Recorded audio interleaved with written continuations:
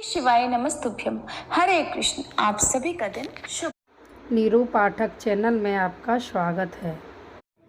श्री शिवाय नमस्तुभ्यम। हर हर महादेव। आप सभी का दिन शुभ हो। आज शिव पुराण कथा का 22वां दिन है। जीवन में हम कई रिश्तों से बंधे होते हैं। कुछ निभ जाते हैं, कुछ टूट जाते हैं, पर एक रिश्ता है जो कभी नहीं टूटता। वो है भगवान शिव से हमारी आत्मा का रिश्ता। शिव वही हैं जो माता पिता की तरह रक्षा करते हैं, मित्र की तरह मार्ग दिखाते हैं और प्रेमी की तरह आत्मा से भी जुड़ जाते हैं। तो चलिए आज की कथा का शुभारंभ करते हैं एक विशेष प्रार्थना के साथ। हे परम प्रिय भोलेनाथ, जब सारे रिश्ते समय के साथ बदल जाएं, तब हमें आपसे ऐसा संबंध दीजिए जो न शब्दों में बंधे और न समय में टूटे। हर हर महादेव। अब सुनिए आज की कथा। जो परमानंदमय है, जिनकी लीलाएं अनंत हैं, जो ईश्वरों के भी ईश्वर, सर्वव्यापक, महान, गौरी के प्रेतम तथा स्वामी कार्तिक और विघ्नराज गणेश को उत्पन्न करने वाले हैं, उन आदिदेव शंकर की मैं वंदना करता हूँ।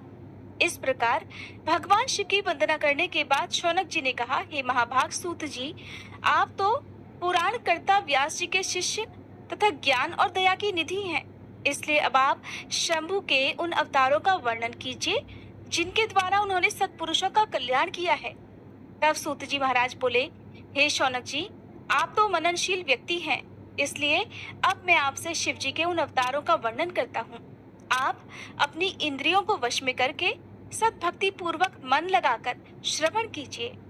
मुने, पूर्व काल में सनत कुमार जी ने नंदीश्वर से जो सत्पुरुषों की गति और शिव स्वरूप ही है यही प्रश्न किया था।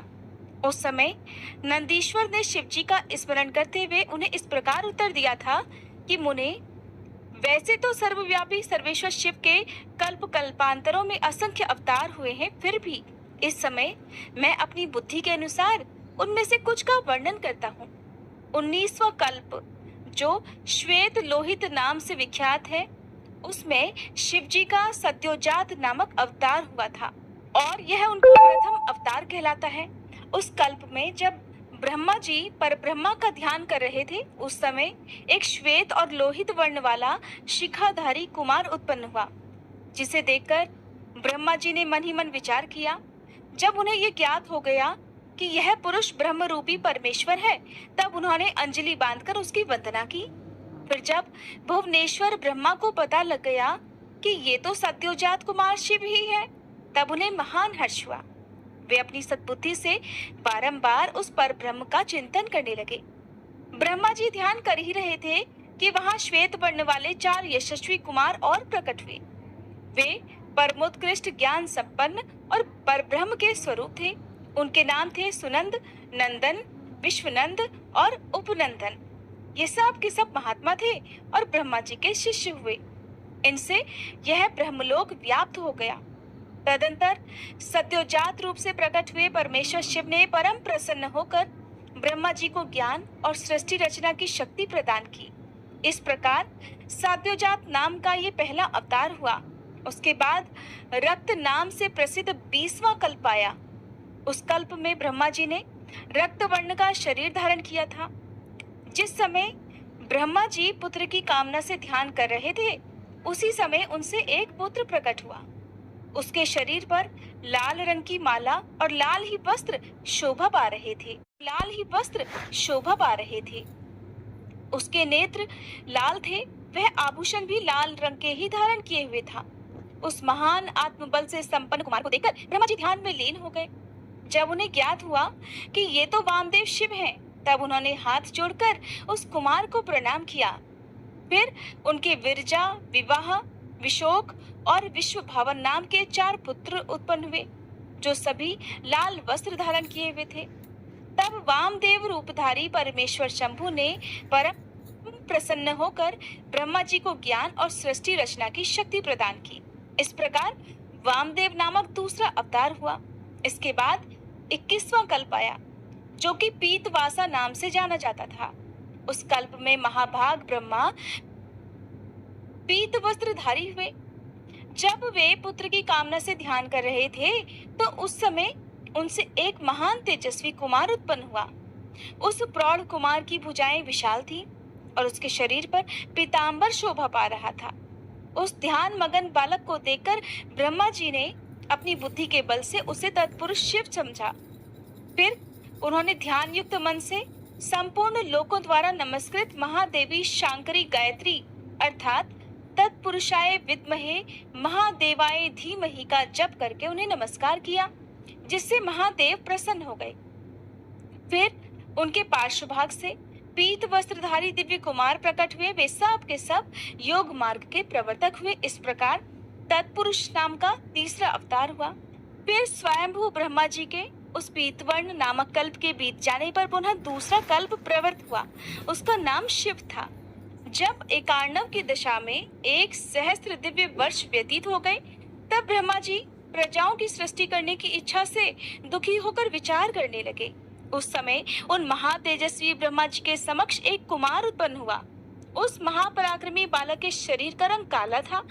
वह अपने तेज से उद्दीप्त हो रहा था तथा काला वस्त्र, काली पगड़ी और काला यज्ञोपवीत धारण किए हुए था।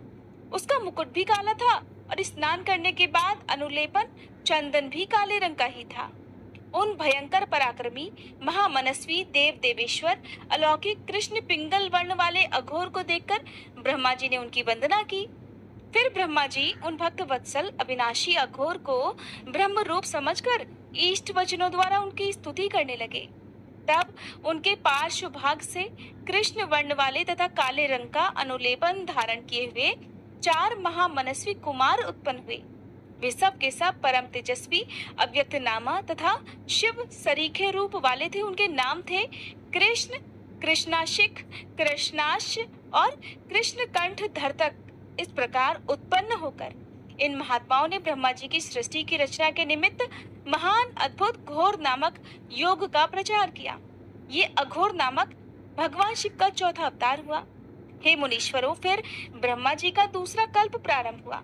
वह परम अद्भुत था और विश्वरूप नाम से विख्यात था। उस कल्प में जब ब्रह्मा जी पुत्र की कामना से मन ही मन भगवान शिव का ध्यान कर रहे थे, उसी समय महान सिंहनाद करने वाली विश्वरूपा सरस्वती प्रकट हुई और उस प्रकार परमेश्वर भगवान ईशान प्रादुर्भूत हुए, जिनका वर्ण शुद्ध स्फटिक के समान उज्जवल था, जो समस्त आभूषणों से विभूषित थे।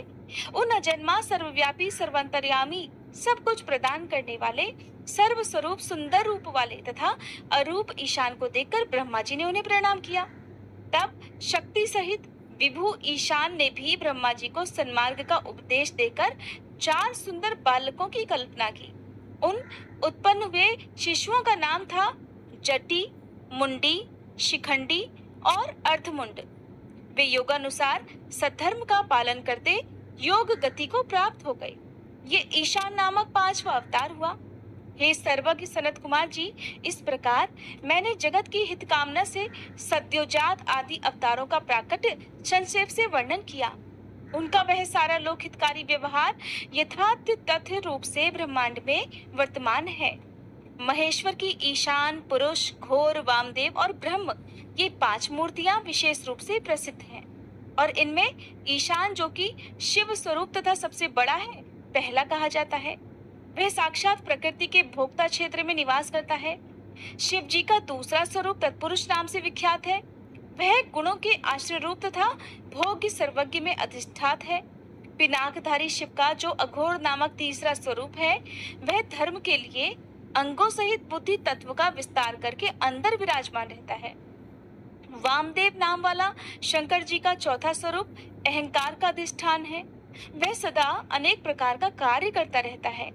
विचारशील बुद्धिमानों का कथन है कि शंकर जी का ईशान संज्ञक स्वरूप सदा कर्ण, वाणी और सर्वव्यापी आकाश का अधीश्वर है और महेश्वर का पुरुष नामक रूप त्वक, पाणी और स्पर्श गुण विशिष्ट वायु का स्वामी है। मनीषीगण अघोर नाम वाले रूप को शरीर, रस, रूप और अग्नि का अधिष्ठान बतलाते हैं। शंकर जी का वामदेव संज्ञक स्वरूप रसना, वायु, रस और जल का स्वामी कहा जाता है।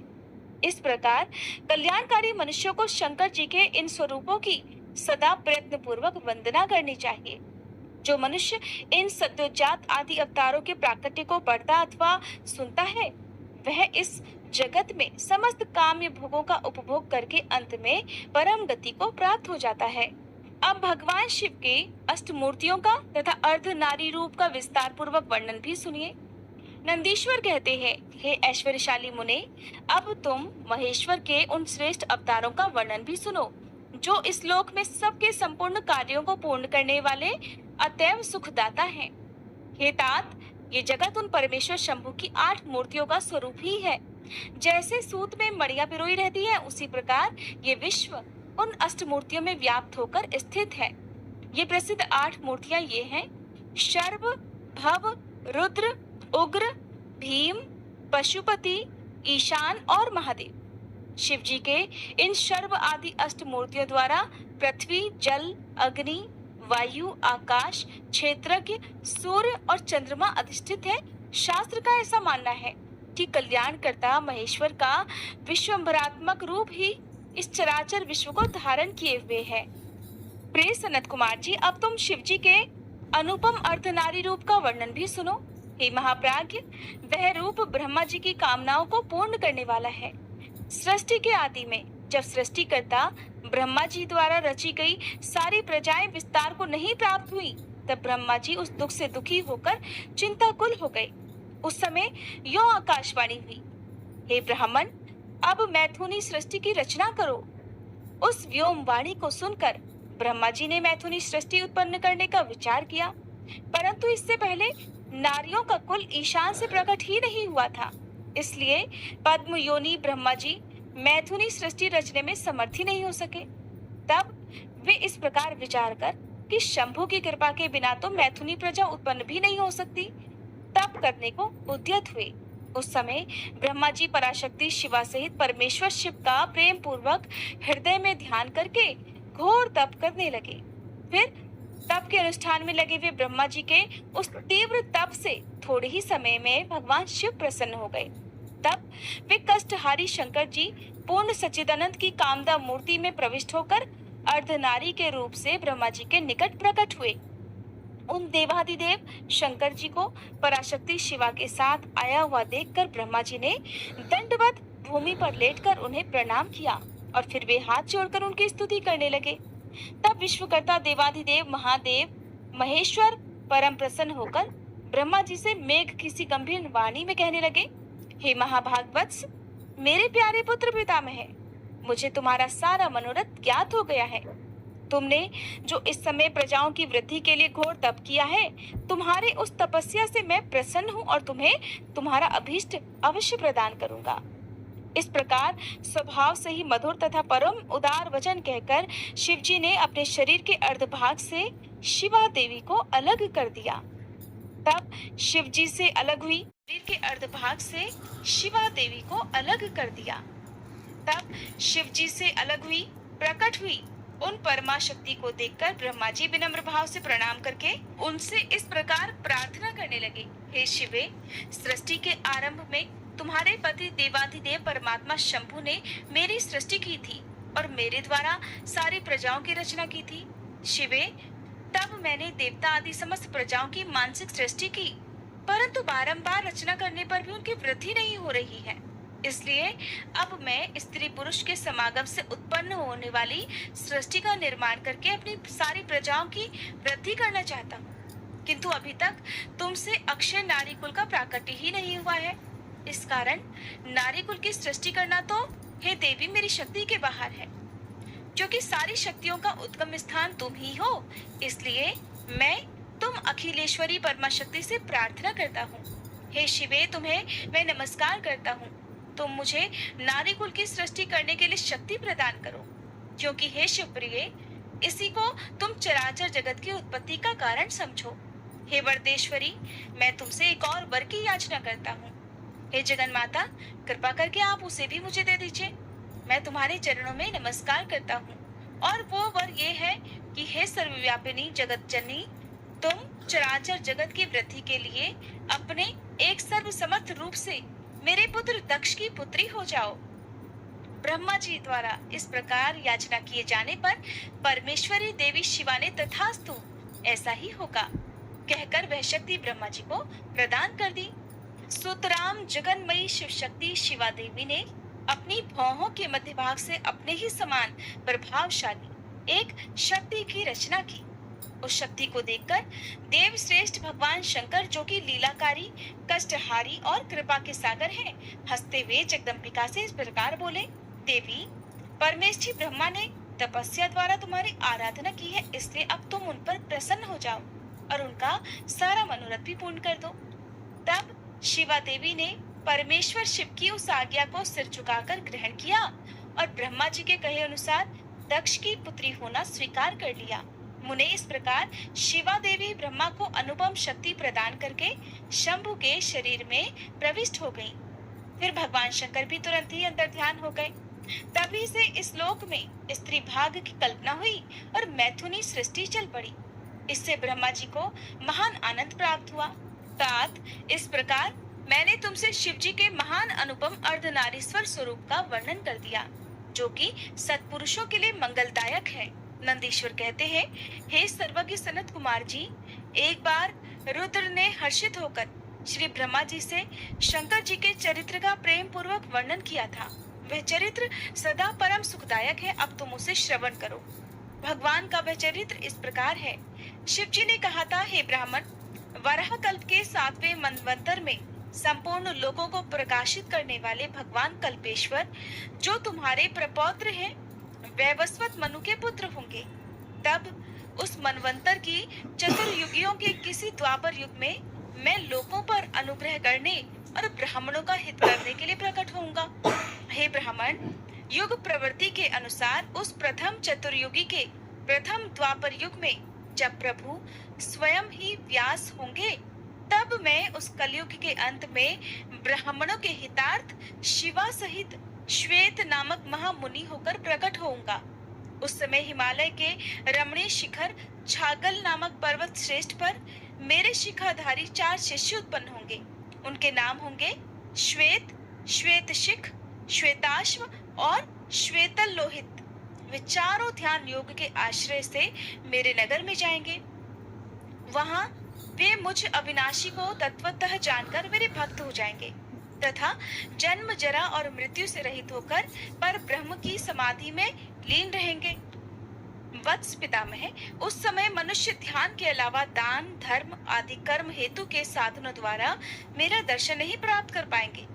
दूसरे द्वापर में प्रजापति सत्य व्यास होंगे। उस समय मैं कलयुग में सुतार नाम से उत्पन्न होऊंगा। वहां भी मेरे दुंदुभी, शत्रुप, ऋषिक तथा केतुमान नामक 4 वेदवादी द्विज शिष्य होंगे। वे चारों ध्यान योग के बल से मेरे नगर को जाएंगे और मुझ अविनाशी को तत्वतः जानकर मुक्त हो जाएंगे। तीसरे द्वापर में जब भार्गव नामक व्यास होंगे, तब मैं भी नगर के निकट ही दमन नाम से प्रकट होऊंगा। उस समय भी मेरे विशोक, विशेष, विपाप और पाप नाशन नामक 4 पुत्र होंगे। हे चतुरानन, उस अवतार में मैं शिष्यों को साथ लेकर व्यास जी की सहायता करूंगा और उस कलयुग में निवृत्ति मार्ग को सुदृढ़ बनाऊंगा। चौथे द्वापर में जब अंगिरा व्यास कहे जाएंगे, उस समय मैं सुहोत्र नाम से अवतार लूंगा। उस समय भी मेरे 4 योग साधक महात्मा पुत्र होंगे। हे ब्राह्मण, उनके नाम होंगे सुमुख, दुर्मुख, दुर्दम और दुरत्रिक्रम। उस अवसर पर भी मैं इन शिष्यों के साथ व्यास जी की सहायता में लगा रहूंगा। 5वें द्वापर में सविता व्यास नाम से कहे जाएंगे। तब मैं कंक नामक महातपस्वी योगी हो जाऊंगा। ब्राह्मण, वहां भी मेरे 4 योग साधक महात्मा पुत्र होंगे। उनके नाम भी बतलाता हूँ, सुनो। सनक, सनातन, प्रभावशाली सनंदन और सर्वव्यापक, निर्मल तथा अहंकार रहित सनत कुमार। उस समय भी कंक नामधारी मैं सविता नामक व्यास का सहायक बनूंगा और निवृत्ति मार्ग को बढ़ाऊंगा। फिर 6ठे द्वापर के प्रवृत्त होने पर जब मृत्यु लोक कारक व्यास होंगे और वेदों का विभाजन करेंगे, उस समय भी मैं व्यास की सहायता के लिए लोकाक्षी नाम से प्रकट होऊंगा और निवृत्ति मार्ग की उन्नति करूंगा। वहां भी मेरे 4 दृढ़ व्रती शिष्य होंगे। उनके नाम होंगे सुधामा, विरजा, संजय तथा विजय।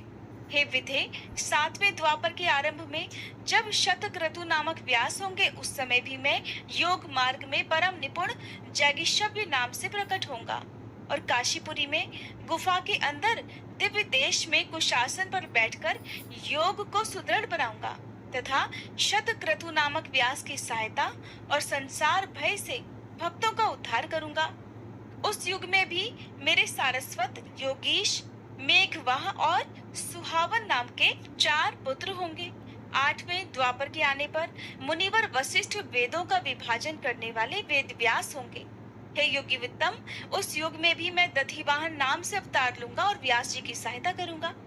उस समय कपिल, आसुरी, पंचशिख और शाल्वल नामक मेरे 4 योगी पुत्र उत्पन्न होंगे जो मेरे ही समान होंगे। हे ब्राह्मण, नवी चतुर्युगी के द्वापर युग में मुनिश्रेष्ठ सारस्वत व्यास नाम से प्रसिद्ध होंगे। उन व्यास जी के निवृत्ति मार्ग की वृद्धि करने के लिए ध्यान करने पर मैं ऋषभ नाम से अवतार लूंगा। उस समय पराशर, गर्ग, भार्गव तथा गिरीश नाम के 4 महायोगी मेरे शिष्य होंगे। प्रजापते, उनके सहयोग से मैं योग मार्ग को सुदृढ़ बनाऊंगा। हे सन्मुने, इस प्रकार मैं व्यास का सहायक बनूंगा। ब्राह्मण, उसी रूप से मैं बहुत से दुखी भक्तों पर दया करके उनका भवसागर से उद्धार भी करूंगा। मेरा वह ऋषभ नामक अवतार योग मार्ग का प्रवर्तक, सारस्वत व्यास के मन को संतोष देने वाला और नाना प्रकार से रक्षा करने वाला होगा। उस अवतार में मैं भद्रायु नामक राजकुमार को, जो विषदोष से मर जाने के कारण पिता द्वारा त्याग दिया जाएगा, जीवन प्रदान करूंगा। फिर उस राजपुत्र की आयु के 16वें वर्ष में ऋषभ ऋषि, जो मेरे ही अंश है, उसके घर पधारेंगे। हे प्रजापते, उस राजकुमार द्वारा पूजित होने पर वे सद्रूपधारी कपालु मुनि उसे राजधर्म का उपदेश करेंगे। तत्पश्चात वे 3 वत्सल मुनि हर्षित मन से उसे दिव्य कवच, शंख और संपूर्ण शत्रुओं का विनाश करने वाला एक चमकीला खड्ग भी प्रदान करेंगे। फिर कृपा पूर्वक उसके शरीर पर भस्म लगाकर उसे 12,000 हाथियों का बल भी देंगे। इस प्रकार माता सहित भद्रायु को भलीभांति आश्वासन देकर और उन दोनों द्वारा पूजित होकर प्रभावशाली ऋषभ मुनि स्वेच्छानुसार चले जाएंगे। ब्राह्मण, तब राजर्षि भद्रायु भी रिपुगणों को जीतकर और कीर्ति मालिनी के साथ विवाह करके धर्म पूर्वक राज्य करेगा। मुने, मुझ शंकर का वह ऋषभ नामक नवा अवतार ऐसा प्रभाव वाला होगा, वह सत्पुरुषों की गति और तीनों के लिए बंधु सा हितकारी होगा। मैंने उसका वर्णन तुम्हें सुना दिया। ये ऋषभ चरित्र परम पावन, महान तथा स्वर्ग, यश और आयु को देने वाला है, इसलिए इसे प्रयत्न पूर्वक सुनना और सुनाना चाहिए। अब शिवजी द्वारा 10वें से लेकर 28वें योगेश्वर अवतारों का वर्णन भी सुनिए। शिवजी कहते हैं, हे ब्राह्मण, 10वें द्वापर में त्रिधामा नाम के मुनि व्यास होंगे और वे हिमालय के रमणीय शिखर पर्वोत्तम भृगुतंग पर निवास करेंगे। वहां भी मेरे श्रुति विदित 4 पुत्र होंगे। उनके नाम होंगे भृंग, बलबंधु, नरामित्र और तपोधन केतुश्रंग। 11वें द्वापर में जब त्रिवृत नामक व्यास होंगे, तब मैं कलयुग में गंगा द्वार में तप नाम से प्रकट होऊंगा। वहां भी मेरे लंबोदर, लंबाक्ष, केशलंब और प्रलंबक नामक 4 दृढ़वती पुत्र होंगे। उत्तम व्रत का पालन करने वाले हे मुनियों, इस प्रकार परमात्मा शिव ने वैवस्वत मंत्र के सभी चतुर्युगियों के योगेश्वर अवतारों का सम्यक रूप से वर्णन किया था। हे विभो, 28 व्यास क्रमशः एक एक करके प्रत्येक द्वापर में होंगे और योगेश्वरावतार प्रत्येक कलयुग के प्रारंभ में। प्रत्येक योगेश्वरावतार के साथ उनके 4 अविनाशी शिष्य भी होंगे, जो महान शिव भक्त और योग मार्ग की वृद्धि करने वाले होंगे। अब आप नंदीश्वर अवतार का वर्णन भी सुनिए। सनत कुमार जी ने पूछा, हे प्रभु, आप महादेव के अंश से उत्पन्न होकर पीछे शिव जी को कैसे प्राप्त हुए? वह सारा वृत्तांत मैं सुनना चाहता हूँ, कृपया उसे वर्णन करने की कृपा करें। तो नंदीश्वर कहने लगे, हे सर्वज्ञ सनत कुमार जी, मैं जिस प्रकार महादेव के अंश से जन्म लेकर शिव जी को प्राप्त हुआ, उस प्रसंग का वर्णन भी करता हूँ, तुम सावधानी पूर्वक श्रवण करो। शिलाद नामक एक धर्मात्मा मुनि थे। पितरों के आदेश से उन्होंने अयोनिज सुव्रत मृत्युहीन पुत्र की प्राप्ति के लिए तपस्या करके देवेश्वर इंद्र को प्रसन्न किया। परंतु देवराज इंद्र ने ऐसा पुत्र प्रदान करने में अपने आप को असमर्थ बताकर सर्वेश्वर महाशक्ति संपन्न महादेव की आराधना करने का उपदेश दिया। तब शिलाद भगवान महादेव को प्रसन्न करने के लिए तपस्या करने लगे। उनके तप से प्रसन्न होकर महादेव वहां पधारे और महासमाधि में लीन शिलाद को थपथपाकर जगाया। तब शिलाद ने शिव जी की स्तुति की और भगवान शिव के उन्हें वर देने को प्रस्तुत होने पर उनसे कहा, हे प्रभु, मैं आपके ही समान मृत्युहीन अयोनिज पुत्र चाहता हूँ।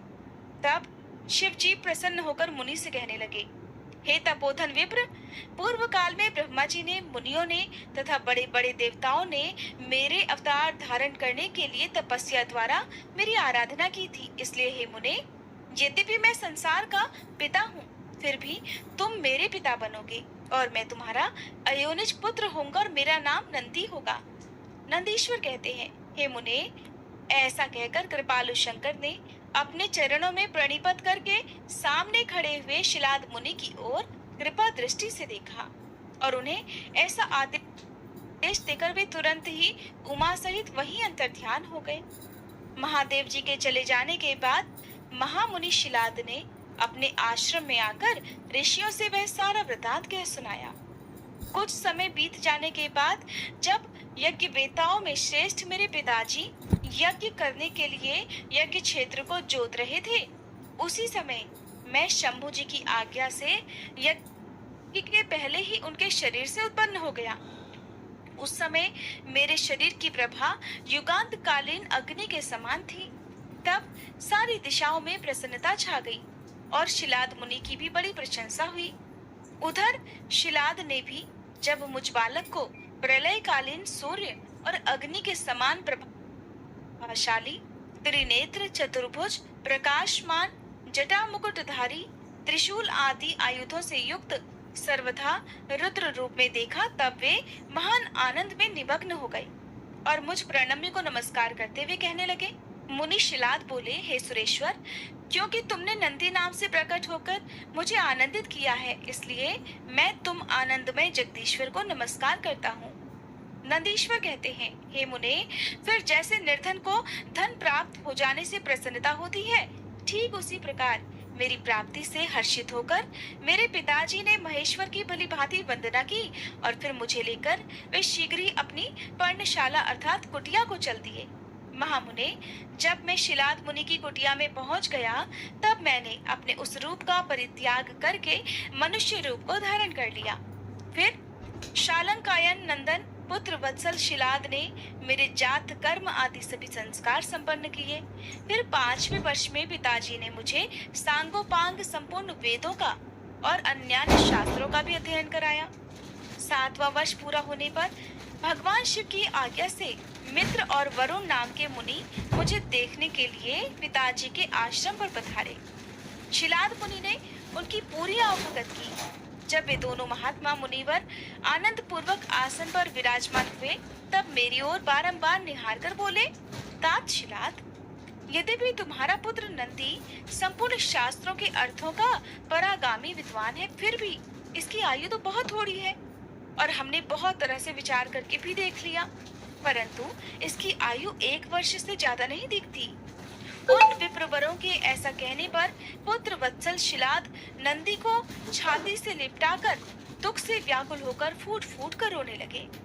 तब पिता और पितामह को मृतक की भांति भूमि पर पड़ा हुआ देख नंदी शिवजी के चरण कमलों का स्मरण करके प्रसन्नता पूर्वक पूछने लगा, पिताजी, आपको कौन सा दुख आ पड़ा है जिसके कारण आपका शरीर कांप रहा है और आप रो रहे हैं? आपको ये दुख कहाँ से प्राप्त हुआ है? मैं इसे ठीक ठीक जानना चाहता हूँ। तब शिलाद मुनि ने कहा, बेटा, तुम्हारी अल्पायु के दुख से मैं अत्यंत दुखी हो रहा हूँ। तुम ही बताओ, मेरे इस कष्ट को भला कौन दूर कर सकता है ताकि मैं उसकी शरण जाकर ग्रहण करूं? तो पुत्र बोला, पिताजी, मैं आपके सामने शपथ लेता हूँ और ये बिल्कुल सत्य बात मैं कह रहा हूँ कि चाहे देवता, दानव, यम, काल तथा अन्य प्राणी ये सब के सब मिलकर मुझे मारना चाहे तो भी मेरी बाल्यकाल में मृत्यु नहीं होगी, इसलिए आप दुखी मत होइए। तो पिता ने पूछा, मेरे प्यारे लाल, तुमने भला ऐसा कौन सा तप किया है या तुम्हें ऐसा कौन सा ज्ञान, योग या ऐश्वर्य प्राप्त है जिसके बल पर तुम इस दारुण दुख को नष्ट कर दोगे? तो पुत्र नंदी ने कहा, तात, मैं ना तो तपस्या से मृत्यु को हटाऊंगा और ना ही विद्या से। मैं महादेव जी के भजन से मृत्यु को जीत लूंगा। इसके अलावा अन्य कोई उपाय नहीं है। नंदीश्वर कहते हैं, मुने, ऐसा कहकर मैंने सिर झुकाकर पिताजी के चरणों में प्रणाम किया और फिर उनकी परिक्रमा करके उत्तम वन की राह ली। अब आप जानिए नंदीश्वर के जन्म, वर प्राप्ति, अभिषेक और विवाह के वर्णन के बारे में। नंदिकेश्वर कहते हैं, मुने, वन में जाकर मैंने एकांत स्थान में अपना आसन लगाया और उत्तम बुद्धि का आश्रय लेकर मैं उग्र तपस्या में लीन हुआ, जो बड़े बड़े मुनियों के लिए भी दुष्कर था। उस समय मैं नदी के पावन उत्तम तट पर सुदृढ़ रूप से ध्यान लगाकर बैठ गया और एकाग्र तथा समाहित मन से अपने हृदय कमल के मध्य भाग में 3 नेत्र, 10 भुजा तथा 5 मुख वाले शांति स्वरूप देवाधिदेव सदाशिव का ध्यान करके रुद्र मंत्र का जप करने लगा। तब उस जप में मुझे तल्लीन देखकर चंद्रार्ध भूषण परमेश्वर महादेव प्रसन्न हो गए और उमा सहित वहां पर पधारकर प्रेम पूर्वक मुझसे बोले, हे शिलाद नंदन, तुमने बड़ा उत्तम तप किया है। तुम्हारी इस तपस्या से संतुष्ट होकर मैं तुम्हें वर देने के लिए आया हूँ। तुम्हारे मन में जो भी अभीष्ट हो वह मांग लो। महादेव जी के ऐसा कहने पर मैं सिर के बल उनके चरणों में लौट गया और फिर बुढ़ापा तथा शोक का विनाश करने वाले परमेशान की स्तुति करने लगा। तब परम कष्टहारी वृषभध्वज परमेश्वर शंभु ने मुझ परम भक्ति संपन्न नंदी को, जिसके नेत्रों में आंसू छलकाए थे और जो सिर के बल चरणों में पड़ा हुआ था, अपने दोनों हाथों से पकड़कर उठा लिया और शरीर पर हाथ फेरने लगे। फिर वे जगदीश्वर गणाध्यक्षों तथा हिमाचल कुमारी पार्वती देवी की ओर दृष्टिपात करके मुझे कृपा दृष्टि से देखते हुए ऐसे कहने लगे, वत्स नंदी, उन दोनों विप्रों को तो मैंने ही भेजा था। महाप्राग, तुम्हें मृत्यु का भय कहाँ? तुम तो मेरे ही समान हो, इसमें तनिक भी संशय नहीं है। तुम अमर, अजर, दुख रहित, अव्यय और अक्षय होकर सदा गणनायक बने रहोगे और पिता तथा सुहृद वर्ग सहित मेरे प्रियजन भी रहोगे।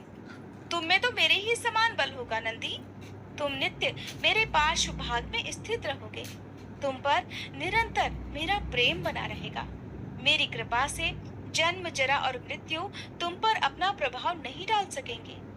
नंदीश्वर कहते हैं, मुने, ऐसा कहकर कृपा सागर शंभु ने कमलों की बनी हुई अपनी शिरोमाला को उतारकर तुरंत ही मेरे गले में डाल दिया। हे विप्रवर, उस शुभ माला के गले में पड़ते ही मैं 3 नेत्र और 10 भुजाओं से संपन्न हो गया तथा द्वितीय शंकर सा प्रतीत होने लगा। फिर परमेश्वर शिव ने मेरा हाथ पकड़ पूछा, बताओ अब तुम्हें कौन सा उत्तम वर दूं?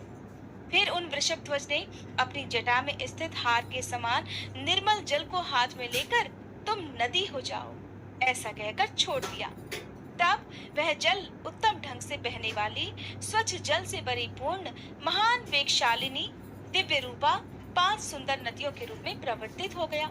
उनके नाम है जटोदका, त्रिस्तोत्रा, वृषध्वनि, स्वर्णोदका और जम्बू नदी।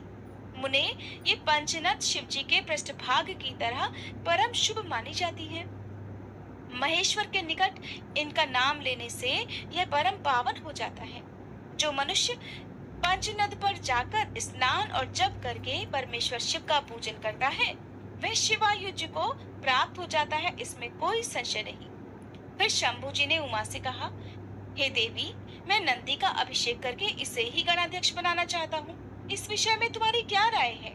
तब देवी उमा बोली, देवेश, आप नंदी को गणाध्यक्ष पद प्रदान कर सकते हैं, क्योंकि हे परमेश्वर, यह शिलाद नंदन मेरे लिए पुत्र की तरह है, इसलिए हे नाथ, ये मुझे बहुत ही प्यारा है। फिर भक्त वत्सल भगवान शंकर ने अपने अतुल बलशाली गणों को बुलाकर उनसे कहा, गणनायकों, तुम सब लोग मेरी एक आज्ञा का पालन करो। ये मेरा प्रिय पुत्र नंदीश्वर सभी गणनायकों का अध्यक्ष और गणों का नेता है, इसलिए तुम सब लोग मिलकर इसका और मेरे गणों के अधिपति पद पर प्रेम पूर्वक अभिषेक करो। आज से यह नंदीश्वर तुम लोगों का स्वामी होगा। नंदीश्वर कहते हैं, हे मुने, शंकर जी के ऐसा कहने पर सभी गणनायकों ने एवं अस्तु कहकर उसे स्वीकार कर लिया और वे सामग्री जुटाने में लग गए। फिर सभी देवताओं और मुनियों ने मिलकर मेरा अभिषेक किया। तदंतर मरुतों की मनोहारिणी दिव्य कन्या सुयशा से मेरा विवाह भी करवा दिया। उस समय मुझे बहुत सी दिव्य वस्तुएं मिली। महामुने, इस प्रकार विवाह करके मैंने अपनी उस पत्नी के साथ शंभु, शिवा, ब्रह्मा और श्री हरि के चरणों में प्रणाम किया। तब त्रिलोकेश्वर भक्त वत्सल भगवान शिव पत्नी सहित मुझसे परम प्रेम पूर्वक बोले, हे सतपुत्र, ये तुम्हारी प्रिया सुयशा और तुम मेरी बात सुनो। तुम मुझे परम प्रिय हो, इसलिए मैं स्नेह पूर्वक तुम्हें मनोवांछित वर प्रदान करूंगा। गणेश्वर नंदीश, देवी पार्वती सहित मैं तुम पर सदा संतुष्ट हूँ, इसलिए हे वत्स, तुम मेरा उत्तम वचन भी सुनो। तुम मेरे अटूट प्रेमी, विशिष्ट, परम ऐश्वर्य संपन्न, महायोगी, महान धनुर्धारी, अजेय, सबको जीतने वाले महाबली और सदा पूज्य होगे। जहाँ मैं रहूंगा वहाँ तुम भी रहोगे, और जहाँ तुम रहोगे वहाँ मैं भी उपस्थित रहूंगा। यही दशा तुम्हारे पिता और पितामह की भी होगी। पुत्र, तुम्हारे ये महाबली पिता परम ऐश्वर्यशाली और मेरे भक्त और गणाध्यक्ष होंगे। वत्स, यही नियम तुम्हारे पितामह पर भी लागू होंगे। अंत में तुम सब लोग मुझसे वरदान प्राप्त कर मेरा सानिध्य प्राप्त कर सकोगे। नंदीश्वर जी कहते हैं, मुने, फिर महाभागा उमा देवी वर देने के लिए उत्सुक होकर मुझे नंदी से बोली, बेटा, तू मुझसे भी वर मांग ले, मैं तेरी सारी अभीष्ट मनोकामनाओं को जरूर पूर्ण कर दूंगी। तब देवी के उस वचन को सुनकर मैंने हाथ जोड़कर कहा, हे देवी, आपके चरणों में मेरी सदा उत्तम भक्ति बनी रहे। मेरी याचना सुनकर देवी ने कहा, एवं अस्तु, ऐसा ही होगा। फिर शिवा नंदी की प्रियतमा पत्नी सुयशा से बोली। देवी ने कहा, बत्से, तुम भी अपना अभीष्ट वर ग्रहण करो। तुम्हारे 3 नेत्र होंगे, तुम जन्म बंधन से मुक्त हो जाओगी और पुत्र पौत्रों से संपन्न रहोगी, तथा तुम्हारी मुझ में और अपने स्वामी में भी अटल भक्ति रहेगी। नंदीश्वर कहते हैं, हे मुने, फिर शिव जी की आज्ञा से परम प्रसन्न हुए ब्रह्मा, विष्णु तथा समस्त देवगणों ने भी प्रेम पूर्वक हम दोनों को वरदान दिए। फिर परमेश्वर शिव कुटुंब सहित मुझे अपनाकर तथा उमा सहित वृक्ष पर आरूढ़ होकर संबंधियों और बांधवों के साथ अपने निवास स्थान को चले गए। तब वहां उपस्थित विष्णु आदि सभी देवता मेरी प्रशंसा तथा शिव शिवा की स्तुति करते हुए अपने अपने धाम को चल दिए। वत्स, इस प्रकार मैंने तुमसे अपने अवतार का वर्णन कर दिया। महामुने, यह मनुष्यों के लिए सदा आनंददायक और शिव भक्ति का वर्धक है। जो श्रद्धालु मनुष्य भक्ति भाव मन से मुझ नंदी के इस जन्म, वर प्राप्ति, अभिषेक और विवाह के वृतांत को सुनेगा अथवा दूसरों को सुनाएगा या पढ़ेगा और दूसरों को पढ़ाएगा, वह इस लोक में संपूर्ण सुखों को भोगकर अंत में परम गति को प्राप्त होगा। यहाँ पर नंदीश्वर भगवान शंकर के अवतारों का वर्णन कर रहे हैं। तदंतर भगवान शंकर के भैरव अवतार का वर्णन करके नंदीश्वर ने कहा, हे महामुने, परमेश्वर शिव उत्तमोत्तम लीलाएं रचने वाले तथा सत्पुरुषों के प्रेमी हैं। उन्होंने मार्गशीर्ष मास के कृष्ण पक्ष की अष्टमी को भैरव रूप से अवतार लिया था।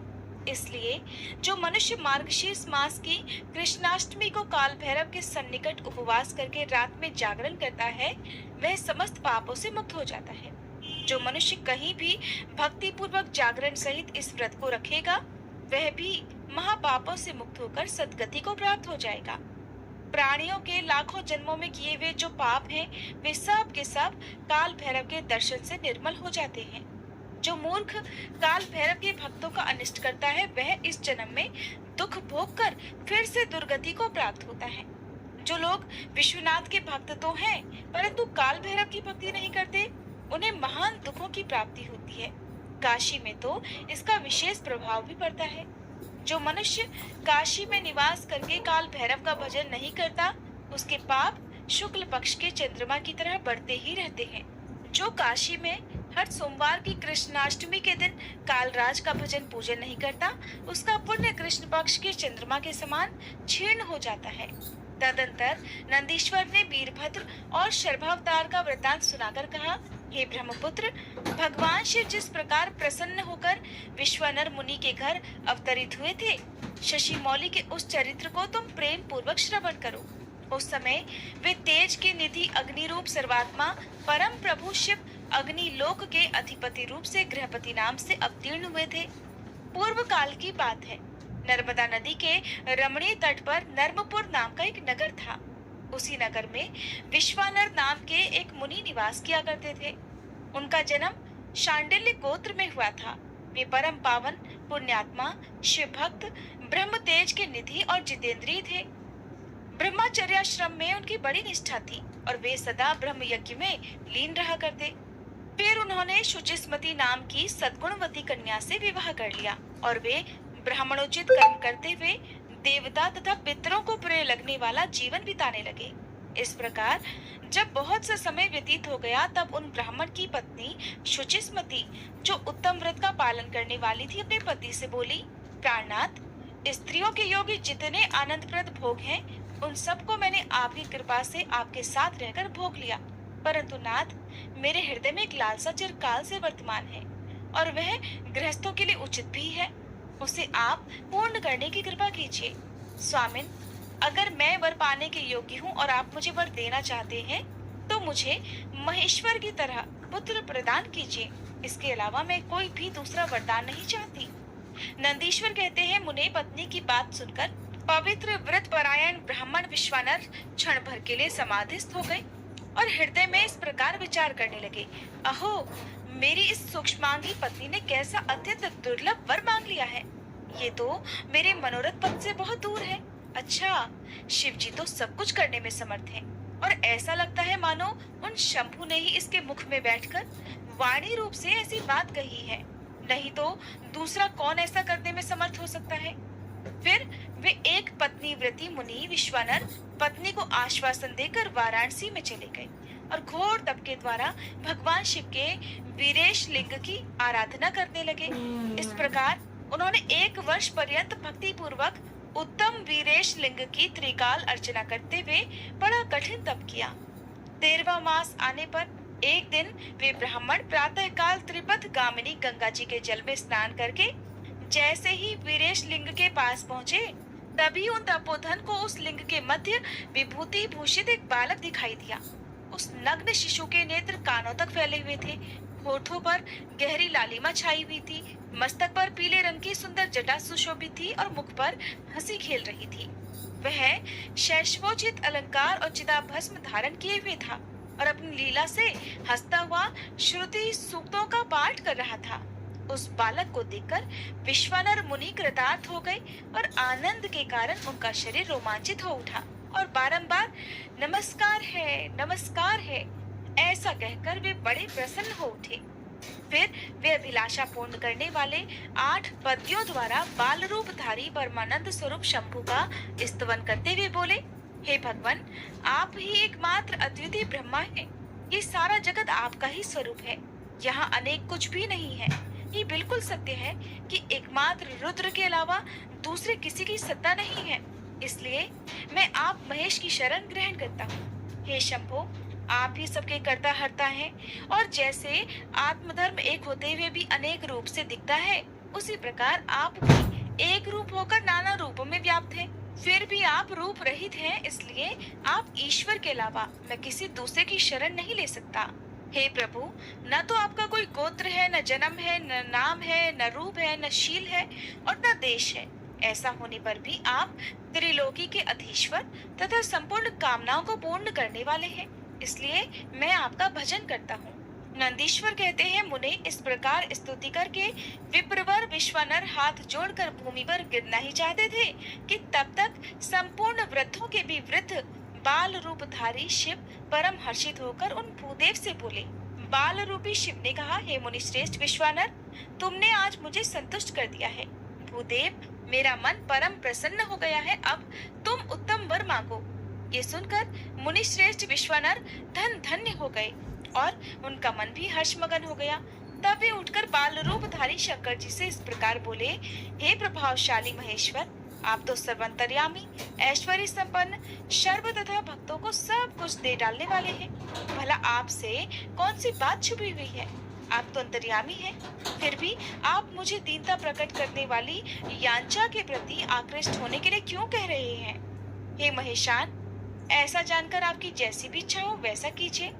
नंदीश्वर कहते हैं, मुने, पवित्र व्रत में तत्पर विश्वानर के उस वचन को सुनकर पावन शिशु रूपधारी महादेव हंसकर शुचि से बोले, हे शुचे, तुमने अपने हृदय में अपनी पत्नी शुचिस्मति के प्रति जो अभिलाषा कर रखी है वह निस्संदेह थोड़े ही समय में पूर्ण हो जाएगी। यहाँ पर शुचि विश्वानर जी से कहा गया है।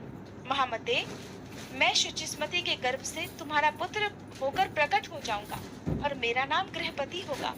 मैं परम पावन तथा समस्त देवताओं के लिए प्रिय होऊंगा। जो मनुष्य 1 वर्ष तक शिव जी के सन्निकट तुम्हारे द्वारा कहे इस पुण्यमय अभिलाषक स्तोत्र का तीनों समय पाठ करेगा, उसकी सारी अभिलाषाएं वह पूर्ण कर देगा। इस स्तोत्र का पाठ पुत्र, पौत्र और धन का प्रदाता, सर्वथा शांतिकारक, सारी विपत्तियों को दूर करने वाला, स्वर्ग और मोक्ष रूप संपत्ति का कर्ता तथा समस्त कामनाओं को पूर्ण करने वाला है। निस्संदेह ये अकेला ही समस्त स्तोत्रों के समान है। नंदीश्वर कहते हैं, मुने, इतना कहकर बाल रूपधारी शंभु, जो सत्पुरुषों की गति है, अंतर्ध्यान हो गए। तब विप्रवर विश्वानर भी प्रसन्न मन से अपने घर को वापस लौट आए। नंदीश्वर ने कहा, हे मुने, अब शंकर जी के उपासना कांड द्वारा सेवित महाकाल आदि 10 अवतारों का वर्णन भी भक्ति पूर्वक सुनो। उनमें पहला अवतार महाकाल नाम से प्रसिद्ध है, जो सत्पुरुषों को भोग और मोक्ष देने वाला है। उस अवतार की शक्ति भक्तों की मनोवांछित कामनाएं पूर्ण करने वाली महाकाली है। दूसरा तार नामक अवतार हुआ, जिसकी शक्ति तारा देवी हुई। वे दोनों भुक्ति मुक्ति के प्रदाता और अपने सेवकों के लिए सुखदायक हैं। बाल भुवनेश नाम से तीसरा अवतार हुआ, उसमें बाला भुवनेशी शिवा शक्ति हुई, जो सज्जनों को सुख देने वाली है। चौथा भक्तों के लिए सुखद और भोग मोक्ष प्रदायक षोडश श्री विद्येश नामक अवतार हुआ और षोडशी श्री विद्या शिवा उसकी शक्ति हुई। पांचवा अवतार भैरव नाम से प्रसिद्ध हुआ, जो सर्वदा भक्तों की कामनाओं को पूर्ण करने वाला है, और इस अवतार की शक्ति का नाम है भैरवी गिरिजा, जो अपने उपासकों की अभीष्ट दायिनी है। छठा शिव अवतार छिन्न मस्तक नाम से कहा जाता है और भक्त कामप्रदा गिरिजा का नाम छिन्न मस्ता है। संपूर्ण मनोरथों के दाता शंभु का 7वां अवतार धूमवान नाम से विख्यात हुआ। उस अवतार में श्रेष्ठ उपासकों की इच्छाएं पूर्ण करने वाली शिवा धूमावती हुई। शिव जी का 8वां सुखदायक अवतार बगलामुख है। उसकी महान शक्ति आनंददायिनी बगलामुखी नाम से विख्यात हुई। 9वां शिव अवतार मातंग नाम से जाना जाता है। उस समय सभी इच्छाओं को पूर्ण करने वाली शर्वाणी मातंगी हुई। शंभु के भुक्ति मुक्ति रूप फल प्रदान करने वाले 10वें अवतार का नाम कमल है, जिसमें अपने भक्तों का सर्वथा पालन करने वाली गिरिजा कमला कहलाई। ये ही शिव जी के 10 अवतार हैं। और आपको बता दूं कि गुप्त नवरात्रि के दिनों में इन्हीं 10 महाविद्याओं की पूजा भी की जाती है। ये सब के सब भक्तों तथा सत्पुरुषों के लिए सुखदायक और मोक्ष के प्रदाता हैं। जो लोग भगवान शंकर के इन 10 अवतारों की निर्विकार भाव से सेवा करते हैं, उन्हें ये नित्य नाना प्रकार के सुख प्रदान करते रहते हैं। हे मुने, इस प्रकार मैंने भगवान शंकर के 10 अवतारों का वर्णन भी कर दिया। अब मैं शंकर जी के 11 श्रेष्ठ अवतारों का वर्णन करता हूँ, उन्हें भी सुनो। उन्हें श्रवण करने से भक्तों के जीवन के सारे दुख दूर हो जाते हैं। पूर्व काल की बात है, एक बार देवराज इंद्र आदि समस्त देवता दैत्यों से पराजित हो गए। तब वे भयभीत होकर अपनी पुरी अमरावती को छोड़कर भाग खड़े हुए। इस प्रकार दैत्यों द्वारा अत्यंत पीड़ित हुए वे सभी देवता कश्यप जी के पास गए। वहां उन्होंने परम व्याकुलता पूर्वक हाथ जोड़कर और मस्तक झुकाकर उनके चरणों में अभिवादन किया और उनका भली भांति स्तवन करके आदर पूर्वक अपने आने का कारण प्रकट किया तथा दैत्यों द्वारा पराजित होने से उत्पन्न हुए अपने सारे दुखों को कह सुनाया। तात तब उनके पिता कश्यप जी देवताओं की उस कष्ट कहानी को सुनकर अधिक दुखी नहीं हुए, क्योंकि उनकी बुद्धि तो शिव जी में आसक्त थी। मुने, उन शांत बुद्धि मुनि ने धैर्य धारण करके देवताओं को आश्वासन दिया और स्वयं परम हर्ष पूर्वक विश्वनाथपुरी काशी को चल पड़े। वहां पहुंचकर उन्होंने गंगा जी के जल में स्नान करके अपना नित्य नियम पूरा किया और फिर आदर पूर्वक उमा सहित सर्वेश्वर भगवान विश्वनाथ की भली भांति पूजा अर्चना की। फिर शंभु के दर्शन के उद्देश्य से एक शिवलिंग की स्थापना करके वे देवताओं के हितार्थ परम प्रसन्नता पूर्वक घोर तपस्या करने लगे। हे मुने, शिवजी के चरण कमलों में आसक्त मन वाले धैर्यशाली मुनिवर कश्यप जी को जब इस प्रकार तपस्या करते हुए बहुत अधिक समय बीत गया, तब सत्पुरुषों के गति स्वरूप भगवान शंकर अपने चरणों में तल्लीन मन वाले कश्यप ऋषि को वर देने के लिए वहां प्रकट हो गए। भक्त वत्सल महेश्वर परम प्रसन्न तो थे ही, अतः वे अपने भक्त मुनिवर कश्यप से बोले, वर मांगो। उन महेश्वर को देखते ही प्रसन्न बुद्धि वाले देवताओं के पिता कश्यप जी हर्ष मगन हो गए और हाथ जोड़कर उनके चरणों में नमस्कार करके स्तुति करते हुए यों बोले, महेश्वर, मैं सर्वथा आपकी शरण में हूँ। हे स्वामिन, देवताओं के दुख का विनाश करके मेरी इच्छा पूर्ण कीजिए।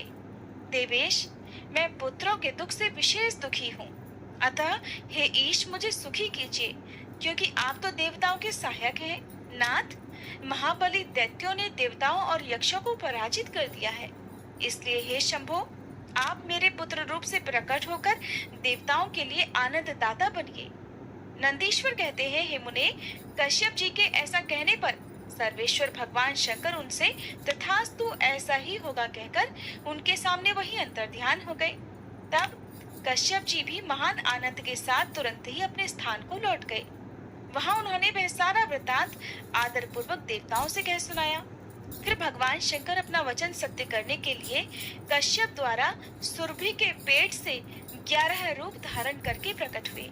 उस समय महान उत्सव मनाया गया, सारा जगत शिवमय हो गया। कश्यप मुनि के साथ साथ सभी देवता हर्ष विभोर हो गए और उनके नाम रखे गए कपाली, पिंगल, भीम, विरूपाक्ष, विलोहित, शास्ता, अजपाद, अहिर्बुद्धन्य, शंभु, चंड तथा भव। ये 11 रुद्र सुरभि के पुत्र कहलाते हैं। ये सुख के आवास स्थान है तथा देवताओं की कार्य सिद्धि के लिए विशेष रूप से शिव रूप से उत्पन्न हुए।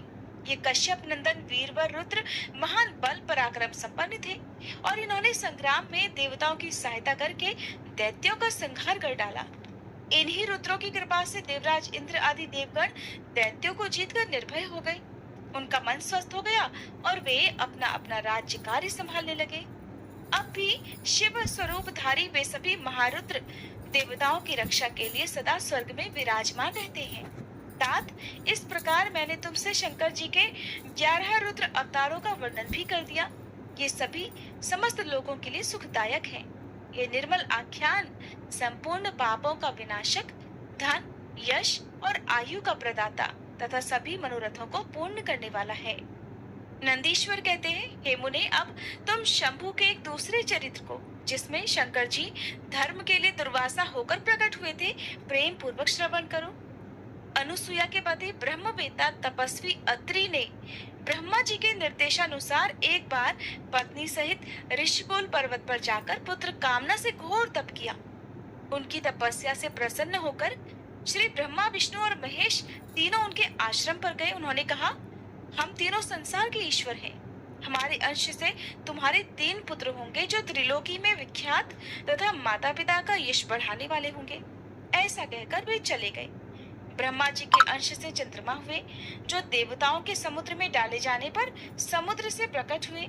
श्री हरि के अंश से श्रेष्ठ संन्यास पद्धति को प्रचलित करने वाले दत्त उत्पन्न हुए और रुद्र के अंश से मुनिवर दुर्वासा ने जन्म लिया। इन दुर्वासा ने महाराज अम्बरीश की परीक्षा ली थी। जब सुदर्शन चक्र ने इनका पीछा किया, तब शिवजी के आदेश से अम्बरीश के द्वारा प्रार्थना करने पर चक्र शांत हुआ था। इन्होंने भगवान राम की परीक्षा भी ली। काल ने मुनि का वेश धारण करके श्री राम के सामने ये शर्त रख दी थी कि मेरे साथ बात करते समय श्री राम के पास कोई ना आए, जो आएगा उसका निर्वासन कर दिया जाएगा। दुर्वासा जी ने हट करके लक्ष्मण जी को भेजा। तब श्री राम ने तुरंत ही लक्ष्मण जी का त्याग कर दिया। इन्होंने भगवान श्री कृष्ण की भी परीक्षा ली और उनको श्री रुक्मणी सहित रथ में जोता। इस प्रकार दुर्वासा मुनि ने अनेकों विचित्र चरित्र किए। मुने, अब इसके बाद तुम हनुमान जी का चरित्र भी सुनो। हनुम रूप से शिव जी ने बड़ी उत्तम लीलाएं की हैं। विप्रवर, इसी रूप से महेश्वर ने भगवान राम का परम हित किया था। वे सारा चरित्र सब प्रकार के सुखों का दाता है, उसे तो प्रेम पूर्वक सुनो। एक समय की बात है, जब अत्यंत अद्भुत लीला करने वाले गुणशाली भगवान शंभु को विष्णु के मोहिनी रूप का दर्शन प्राप्त हुआ, तब वे कामदेव के बाणों से आहत हुए की तरह क्षुब्ध हो उठे। उस समय उन परमेश्वर ने राम कार्य की सिद्धि के लिए अपना वीर्यपात किया। तब सप्तऋषियों ने उस वीर्य को पत्र पुटक में स्थापित कर लिया, क्योंकि शिव जी ने ही राम कार्य के लिए आदर पूर्वक उनके मन में प्रेरणा की थी। फिर उन महर्षियों ने शंभु के उस वीर्य को राम कार्य की सिद्धि के लिए गौतम कन्या अंजनी में कान के रास्ते स्थापित कर दिया। तब समय आने पर उस गर्भ से शंभु महान बल पराक्रम संपन्न वानर शरीर धारण करके उत्पन्न हुए। उनका नाम हनुमान रखा गया। महाबली कपीश्वर हनुमान जब शिशु ही थे, उसी समय उदय होते हुए सूर्य बिंब को छोटा सा फल समझकर तुरंत ही निकल गए। जब देवताओं ने उनकी प्रार्थना की, तब उन्होंने उसे महाबली सूर्य जानकर उगल भी दिया। तब देवर्षियों ने उन्हें शिव जी का अवतार माना और बहुत सारा वरदान भी दिया। तदंतर हनुमान जी अत्यंत हर्षित होकर अपनी माता के पास गए और उन्होंने ये सारा वृतांत आदर पूर्वक कह सुनाया। फिर माता की आज्ञा से धीर वीर कपि हनुमान ने नित्य सूर्य के निकट जाकर उनसे अनायास ही सारी विद्याएं सीख ली। फिर रुद्र के अंशभूत कपि श्रेष्ठ हनुमान सूर्य की आज्ञा से सूर्यांश से उत्पन्न हुए सुग्रीव के पास चले गए। इसके लिए उन्हें अपनी माता से भी आज्ञा मिल चुकी थी। फिर नंदीश्वर ने भगवान राम का समस्त चरित्र संक्षेप से वर्णन करके कहा, हे मुने, इस प्रकार कपि श्रेष्ठ हनुमान ने सभी तरह से भगवान श्री राम का कार्य भी पूरा किया, तरह तरह की लीलाएं की, असुरों का मान मर्दन किया, भूतल पर राम भक्ति की स्थापना की और खुद भक्ताग्रण्य होकर राम सीता को सुख भी प्रदान किया। अवतार ऐश्वर्यशाली हनुमान लक्ष्मण जी के प्राणदाता, सभी देवताओं के गर्वहारी और भक्तों का उद्धार करने वाले हैं। महावीर हनुमान सदा राम कार्य में लीन रहने वाले, लोकों में रामदूत नाम से विख्यात, दैत्यों के संहारक और भक्त वत्सल हैं। हे तात, इस प्रकार मैंने हनुमान जी का श्रेष्ठ चरित्र, जो धन, कीर्ति और आयु को बढ़ाने वाला तथा सभी इच्छाओं को पूर्ण करने वाला है, तुमसे वर्णन कर दिया। जो मनुष्य इस चरित्र को भक्ति पूर्वक सुनता है अथवा समाहित चित्त से दूसरों को सुनाता है, वह इस लोक में सभी सुखों को भोगकर अंत में परम मोक्ष को प्राप्त कर लेता है। जय भोलेनाथ। आज के अध्याय में बस इतना ही। इसके आगे की कथा आप सभी कल के अध्याय में जरूर सुनिएगा। आइए अब हम सभी सच्चे मन से भगवान शिव से क्षमा प्रार्थना करें। हे भोलेनाथ, अगर इस कथा के श्रवण, वाचन या स्मरण के दौरान हमारे मन, वाणी या कर्म से कोई भी त्रुटि हो गई हो, तो हम आपसे हाथ जोड़कर प्रार्थना करते हैं, कृपया हमें क्षमा करें। प्रभु, हमारी समझ सीमित है परंतु श्रद्धा असीम है। अगर किसी पवित्र प्रसंग को हमने अधूरा समझा, अधूरा सुना या फिर किसी दिव्यता को पूरी तरह व्यक्त नहीं कर सके, तो ये केवल हमारी अल्प बुद्धि है।